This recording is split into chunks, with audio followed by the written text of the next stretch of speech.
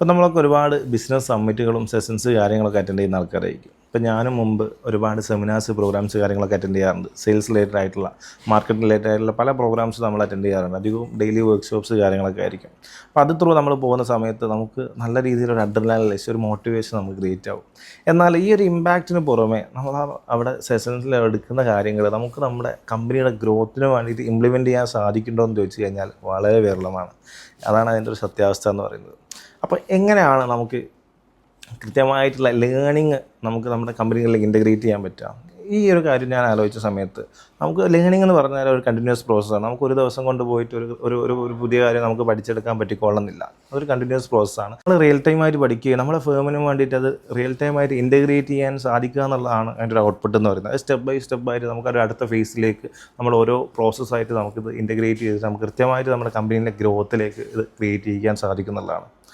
ശരിക്കും നമുക്ക് ലൈക്ലി മൈൻഡായിട്ടുള്ള നമ്മുടെ അതേ മൈൻഡ് സെറ്റുള്ള ഒരു എൻ്റർപ്രണേഴ്സിൻ്റെ ഒപ്പം നിന്ന് നമുക്ക് ഇത്തരം കാര്യങ്ങൾ ചെയ്യാൻ സാധിച്ചാലോ അവിടെയാണ് ശരിക്കും ഒരു കമ്മ്യൂണിറ്റിയുടെ റെലവൻസ് എന്ന് പറയുന്നത്.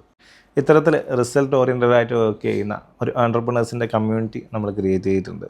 അപ്പോൾ സ്കെയിലബിൾ ആയിട്ടുള്ള ഫ്യൂച്ചറിസ്റ്റിക് ആയിട്ടുള്ള ഒരു ബിസിനസ് റൺ ചെയ്യുന്നുണ്ടെങ്കിൽ തീർച്ചയായിട്ടും നിങ്ങൾക്ക് നമ്മളെ കമ്മ്യൂണിറ്റിയിൽ ജോയിൻ ചെയ്യാം. ഡീറ്റെയിൽസ് ഡിസ്ക്രിപ്ഷനിലുണ്ട്.